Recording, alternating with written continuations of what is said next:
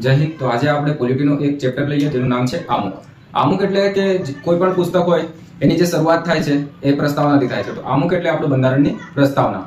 કોઈને આખી પુસ્તક વાંચવું કે ન વાંચવું અને પુસ્તકનો ઉદ્દેશ્ય શું છે, પુસ્તક કયા વિષય ઉપર આધારિત છે એ વાંચવા પહેલા જે પુસ્તકની પ્રસ્તાવના છે એને વાંચી લે તો એને પુસ્તક વિશે બરાબર ખબર પડી જાય। એટલે કે પુસ્તકમાં શું આપ્યું છે, પુસ્તકનો ઉદ્દેશ્ય શું છે, પુસ્તક કોના માટે ઉપયોગી છે અને પુસ્તક વાંચવાથી શું ફાયદો છે, એ બધું વસ્તુ પ્રસ્તાવનામાં નિહિત હોય છે। એટલે કે ટૂંકમાં પ્રસ્તાવના વાંચો આખી પુસ્તક વાંચવા કરતા। એ જ રીતે આપણા ભારતીય બંધારણના જે શરૂઆત છે એ આમુખથી થાય છે। કોઈને બંધારણ આખી વાંચવું હોય કે સમજવું હોય અને એના પાસે વખત ના હોય કે સમય ના હોય તો એને આમુખ વાંચવું જોઈએ। આમુખ વાંચે તો એને ખ્યાલ આવશે કે આપણા જે ભારતનું બંધારણ છે એ પોતાના નાગરિકોને શું આપે છે, શું પ્રદાન કરે છે, કેટલા પ્રકારની સ્વતંત્રતા આપે છે, કેટલા પ્રકારની સમાનતા આપે છે, કેટલા પ્રકારના ન્યાય આપે છે અને આપણા બંધારણ જે છે એ લોકો પાસેથી શું અપેક્ષા રાખે છે। જેમ કે આમુખમાં વર્ણન છે કે બધા પાસેથી ભાઈચારાનો સંબંધ રાખવું જોઈએ, બરાબર। તો એ જ રીતે જે આમુખની શરૂઆત છે એ કરતા પહેલા આપણે જોઈએ કે આમુખ આપણા ભારતીય બંધારણમાં ક્યાંથી આવ્યો, સૌપ્રથમ કયા દેશના બંધારણમાં આમુખ નિહિત હતો અને આપણે કયા દેશના બંધારણમાંથી આમુખને લીધા છે, તો આપણે આ વિશે ચર્ચા કરીએ અને આમુખનો આખા ઇતિહાસ વિશે સ્ટેપ બાય સ્ટેપ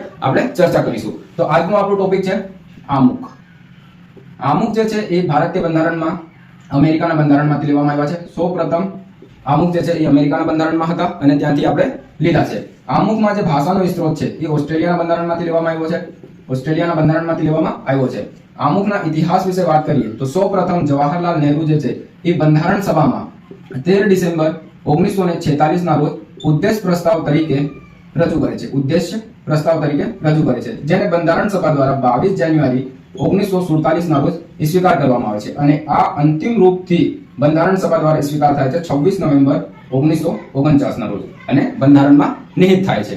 આમુખનો જે વાત કરીએ તો આમુખ જે છે એનો પ્રસ્તાવ રજૂ કોણ કર્યો? જવાહરલાલ નહેરુ। જો કદાચ પૂછે કે આમુખનો પ્રારૂપ કોણે તૈયાર કર્યો, આમુખનો પ્રારૂપ કોણે તૈયાર કર્યો, તો BN રાવ જે બંધારણીય સલાહકાર હતા। આમુખની હજુ આપણે ચર્ચા કરીએ તો આમુખ જે છે એ અંગ્રેજી આવૃત્તિ જે આમુખની લઈએ તો એમાં કેટલો શબ્દ હતો?